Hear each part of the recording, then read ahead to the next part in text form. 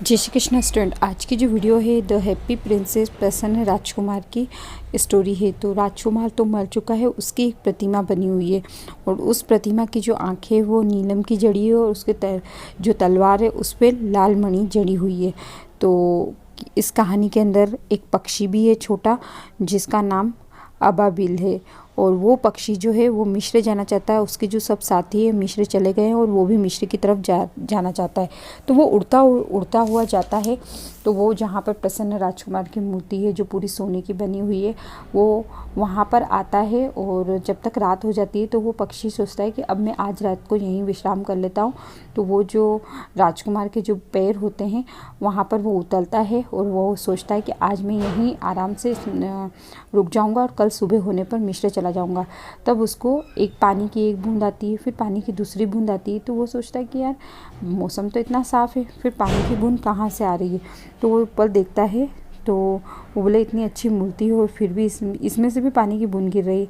तो ऊपर देखता है तो वो जो राजकुमार था उसके गालों पे आंसू लगे हुए थे। तो वो उनको देखता है और उनको बोलता है कि आप क्यों रो रहे। तो बोले कि बोले मेरा नाम प्रसन्न राजकुमार था और जब तक मैं जीवित था, जब तक मैं कभी भी अप्रसन्न नहीं रहा और दुख क्या होता है मुझे पता भी नहीं था। लेकिन अब जब मैं मेरी जो मूर्ति है वो नगर में सबसे ऊंचे स्थान पर लगा दी गई है और मैं यहाँ से अपने नगर की कुरूपता को देखता हूँ और मेरा जो हृदय है वो शीशे का बना हुआ है, तो मुझे बहुत दुख होता है। तो अलबेला को कुछ समझ में नहीं आता, अबाबिल को समझ में नहीं आता है उसको कुछ भी। और वो फिर भी बोलता है कि आप बताइए मैं आपके लिए क्या कर सकता हूँ। तो बोले आज आप यहीं रुक जाओ। और वो एक स्त्री है जो यहाँ से थोड़ी दूर एक खिड़की से मैं उसको देख रहा हूँ और वो जो है उसका चेहरा बिल्कुल पतला सा है, वो भद्दा सा है और वो दर्जन है, वो कपड़े सिलती है। और वो जो है परिचालिका के जो रानी की जो परिचालिका है जो नृत्य करेगी उसका गाउन सिल रही है।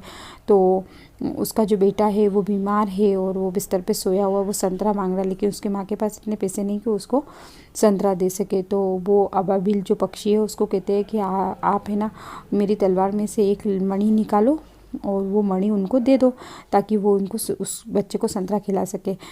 उसके बाद में अलबेला बोलता है कि मैं मिस्र जाने की प्रतीक्षा कर रहा होता है। तो वो राजकुमार जो बोलता है कि एक रात और रुक जाओ, ठंड बहुत है और एक रात यहीं रुक जाओ।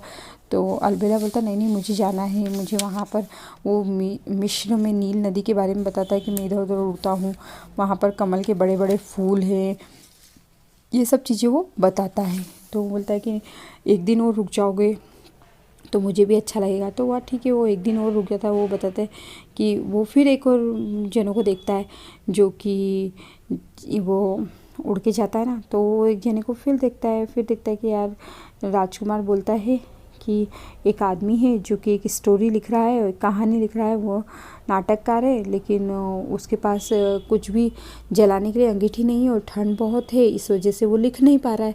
तो तुम ये जो मेरे आँखों की एक मणि है इसको निकाल कर उसको, नहीं दूसरी लाल जो मणि होती है ना तलवार के ऊपर, वो दे दो।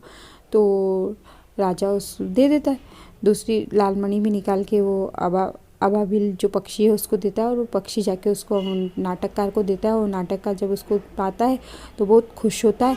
और उसके बाद में बोलता है कि अब मैं जाऊँ। तो बोले कि एक रात और रुक जाओ। तो वो एक रात और रुकने की बार बार गुजारिश करता है। तो वो बोले बहुत ठंड है और तुम मिस्र बाद में चले जाना, कल चले जाना। फिर दूसरे दिन वापस एक कहानी वो बोलता है कि जो प्रसन्न राजकुमार होता है वो कहता है कि ये एक लड़की है, उसकी जो सारी माचिसें हैं वो माचिस बेचने वाली है और सारी माचिस जो है वो नाली में गिर गई है और अब वो घर बिगड़ पैसे की जाएगी। तो उसके घर में जो उसके पिताजी उसको मारेंगे और ना तो वो ठंड भी बहुत है, ना उसके पास जूते हैं ना मोजे हैं, उसके पास कुछ भी नहीं है।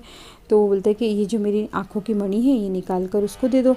तो पहले तो अबाबिल मना करता है लेकिन बाद में फिर वो बार बार कहता है। तो वो राजकुमार जो होता है वो मणि निकाल कर उनकी एक आँखों की मणि निकाल कर उसको दे देता है।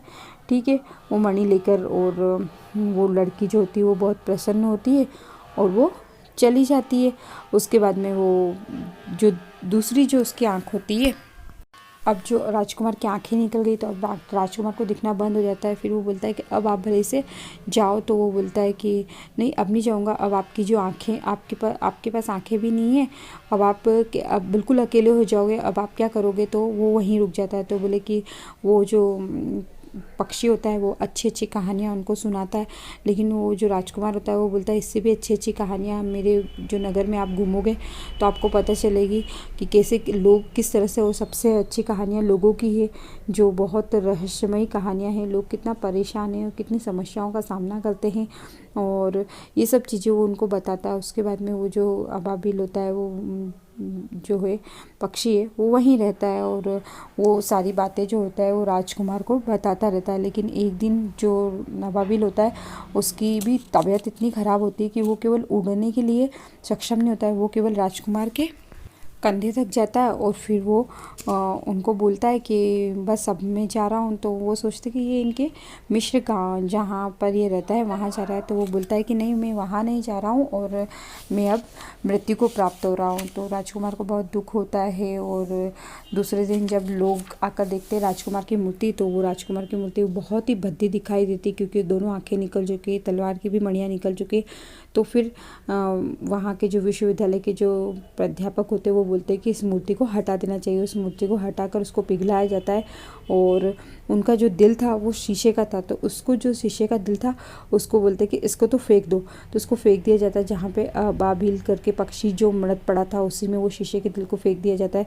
उसके बाद में कहानी के अंदर वो ईश्वर के जो देवदूत होते हैं वो आते हैं कि नगर में जो मूल्यवान वस्तु है वो लेकर आओ। तो वो शीशे का दिल और मृत पक्षी का हृदय लेकर आते हैं। और उसके बाद में वो ईश्वर कहते हैं कि स्वर्ग के बगीचे के लिए इस पक्षी की, जो ये पक्षी जो गाएगा इसकी ज़रूरत थी, और जो राजकुमार है जो मेरे गुणों का गान करेगा। इस तरह से जो ये कहानी थी ये कंप्लीट होती है। और इसके क्वेश्चन आंसर, आपको इस कहानी को सुनने के बाद में इसके क्वेश्चन आंसर करना बहुत ईजी होगा। तो ये कहानी आपकी कंप्लीट होती है। क्वेश्चन आंसर बहुत ही ईजी है कि वो राजकुमार ने मणि किसको दी, इसी तरह से इसकी कहानी है। ओके।